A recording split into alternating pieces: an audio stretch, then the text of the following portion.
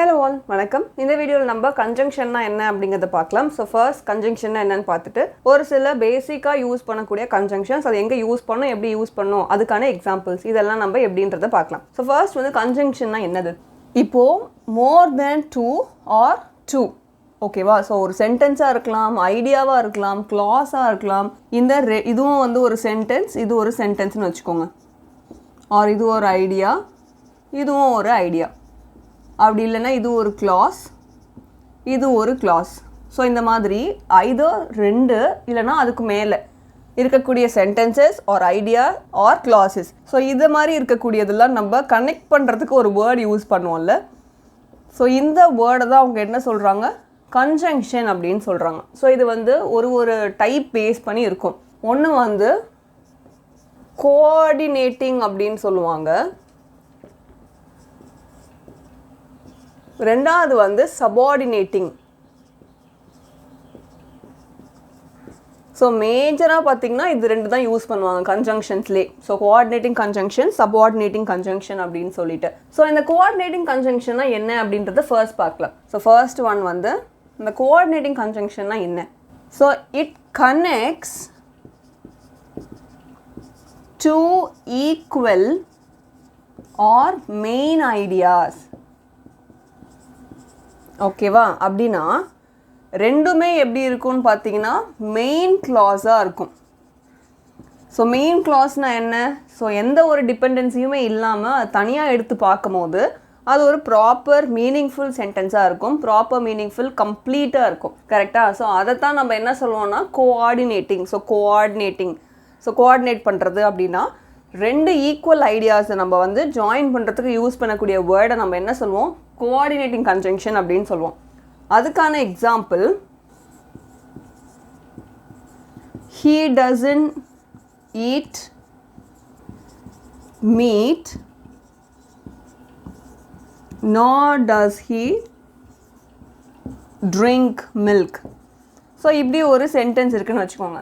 இது என்ன மீனிங் கொடுக்குது அப்படின்னு பார்த்தீங்கன்னா, இந்த மீட்டும் சாப்பிட மாட்டாங்க, அதே மாதிரி மில்க்கும் குடிக்க மாட்டாங்க. ஓகேவா? ஸோ மீட்டும் கிடையாது, மில்க்கும் குடிக்க மாட்டாங்க. அதை தான் நம்ம என்ன பண்ணுறோம், இந்த நார் அப்படின்னு சொல்லி இந்த கோஆர்டினேட்டிங் கன்ஜங்ஷனை யூஸ் பண்ணி கனெக்ட் பண்ணியிருக்கோம். he doesn't eat meat, he doesn't drink milk அப்படின்ற ஒரு சென்டென்ஸை இந்த டஸ் தானே இருக்குது அப்படின்ற மாதிரி கேட்குறீங்க. ஸோ இந்த நார் அப்படின்றது இதுவும் பண்ண மாட்டாங்க, அதுவும் பண்ண மாட்டாங்க அப்படின்றதுக்கு தான் நம்ம இந்த நார் அப்படின்றத யூஸ் பண்ணுவோம். ஸோ இந்த இடத்துல ஆல்ரெடி ஒரு நெகட்டிவ் ஃபார்ம் இருக்கிறதுனால இந்த நார் நம்ம என்ன பண்ணலாம், இந்த டஸ்க்கு வச்சுக்கலாம். he doesn't eat meat, he doesn't drink milk அப்படின்ற மாதிரி வரும். ஸோ தனியாக எடுத்து பார்த்தாலும் நமக்கு meaning கொடுக்குதா, he doesn't eat meat. Correct. வந்து எந்த ஒரு டிபெண்டன்சியுமே இல்லாமல் கம்ப்ளீட்டாக இருக்குது, ப்ராப்பராக மீனிங் கொடுக்குது. அதே மாதிரி he doesn't drink milk. So meet அவன் சாப்பிட மாட்டான்னு ஃபர்ஸ்ட் சென்டென்ஸ், மில்க் அவன் குடிக்க மாட்டான்னு செகண்ட் சென்டென்ஸ். ஸோ இந்த மாதிரி எந்த ஒரு டிபெண்டன்சியுமே இல்லாமல் கம்ப்ளீட்டாக இண்டிபெண்ட்டாக இருக்குது. அடுத்தது பார்த்தீங்கன்னா, she sings and dances. இப்படி ஒரு சென்டென்ஸ் இருக்குன்னு வச்சுக்கோங்க. இந்த அண்டா அப்படின்றது தான் பார்த்தீங்கன்னா கோஆர்டினேட்டிங் கன்ஜங்ஷன். என்னன்னா இந்த பர்டிகுலர் பர்சன் தான் பாட்டும் பாடுவாங்க, டான்ஸும் ஆடுவாங்க. அப்போது she sings அப்படின்னா ப்ராப்பர் மீனிங் கிடைக்குது, ப்ராப்பர் மீனிங் கொடுக்குது. அதே மாதிரி she dances அப்படின்னு சொன்னால் அதுக்கும் ப்ராப்பர் மீனிங் கொடுக்குது. ஸோ இதைத்தான் நம்ம என்ன சொன்னோம், தனித்தனியாக எடுத்து பார்த்தாலுமே நமக்கு ஒரு ப்ராப்பர் மீனிங் கொடுக்குது அப்படின்னு சொன்னோம். ஸோ இந்த இடத்துல she இல்லையே, வெறும் டான்சஸ் மட்டும்தானே இருக்குது அப்படின்னா இந்த she sings and danceஸோட அர்த்தம் என்ன, இந்த பர்டிகுலர் பர்சன் பாட்டும் பாடுவாங்க, டான்ஸும் ஆடுவாங்க. அப்போ இந்த she அப்படின்றது சிங்ஸுக்கு மட்டும் கிடையாது, டான்ஸுக்கும் கூட. அப்போ she sings and she dances அப்படின்ற மாதிரி நம்ம சொல்கிறதுக்கு தான் ஒரே ஷீயாக எடுத்து sings and dances அப்படின்னு சொல்லியிருக்கோம். ஸோ தனித்தனியாக எடுத்து பார்க்கும் போது ப்ராப்பர் மீனிங் கொடுக்குது. அடுத்தது, I like tea but I prefer coffee.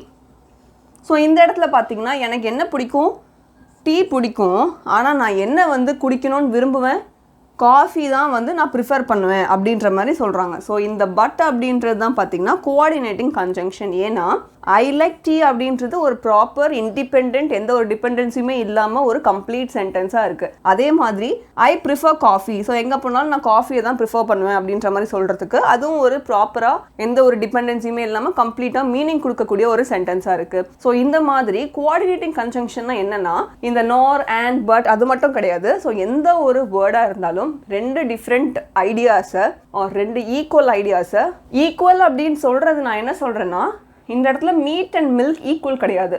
ஆனால் இதோட வெயிட்டேஜ் பார்த்தீங்கன்னா equal. Weightage in the sense complete sentence வந்து கொடுக்குதா, மீனிங்ஃபுல் சென்டென்ஸ் கொடுக்குதா, அதே மாதிரி இதுவும் கம்ப்ளீட் மீனிங்ஃபுல் சென்டென்ஸ் கொடுக்குதா, அந்த வெயிட்டேஜ் சொல்கிறேன். ஸோ இதுலேயுமே கம்ப்ளீட் மீனிங்ஃபுல் சென்டென்ஸ் இருக்குது, அதுலேயும் கம்ப்ளீட் மீனிங்ஃபுல் சென்டென்ஸ் இருக்குது. ஸோ அந்த மாதிரி ஈக்குவலாக இருக்கக்கூடிய ஐடியாஸ், அந்த மாதிரி மெயினாக இருக்கக்கூடிய கிளாஸஸ், இதை ரெண்டுத்தையும் நம்ம ஜாயின் பண்ணுறதுக்கு யூஸ் பண்ணக்கூடிய வேர்டு தான் கோஆர்டினேட்டிங் கன்ஜங்ஷன் அப்படின்னு சொல்லுவோம். ஸோ கோஆர்டினேட் பண்ணுறது, எந்த ஒரு டிபெண்டன்சியுமே இருக்காது, தனியாக எடுத்து எந்த ஒரு இதையுமே தனியாக எடுத்து பார்க்கும்போது நமக்கு அது ஒரு ப்ராப்பர் கம்ப்ளீட் சென்டென்ஸாக இருக்கும். ஸோ இது வந்து கோஆர்டினேட்டிங். அதுக்கு அப்படியே ஆப்போசிட் தான் சபார்டினேட்டிங். அதோட எக்ஸாம்பிள்ஸ் என்ன அப்படிங்கிறத பார்க்கலாம்.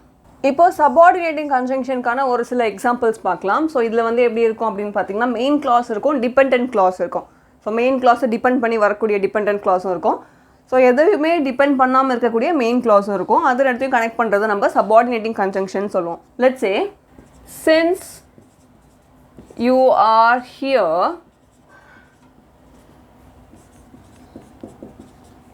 let's start the meeting.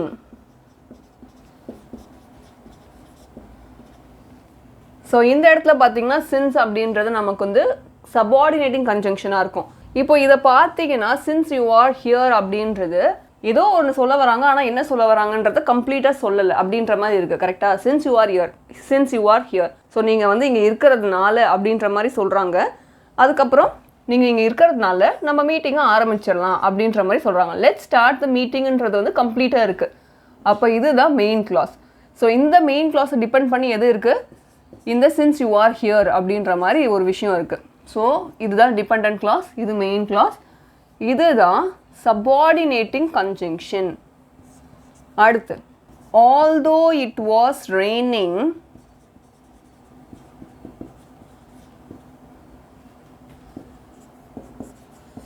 they went out. இப்படி ஒரு சென்டென்ஸ் இருக்குது. இது என்னன்னா என்னதான் மழை பெஞ்சாலும் அவங்க வெளியில் போயிட்டாங்க. ஸோ இந்த ஆல்தோ இட் வாஸ் ரெய்னிங் அப்படின்றது தான் என்னதான் மழை பெஞ்சாலும். ஸோ இந்த ஆல்தோ அப்படின்றது தான் நமக்கு சபார்டினேட்டிங் கன்ஜங்ஷன். இது வந்து கம்ப்ளீட்டாக இல்லை, தனியாக எடுத்து பார்க்கும்போது ஏதோ ஒன்று சொல்ல வராங்கன்னு தெரியுது. they went outன்றது வந்து கம்ப்ளீட்டாக இருக்குது. அப்போ இதுதான் மெயின் கிளாஸ், இது வந்து டிபெண்டன்ட் கிளாஸ், இது சபார்டினேட்டிங் கன்ஜங்ஷன். அடுத்தது if it rains we will stay home.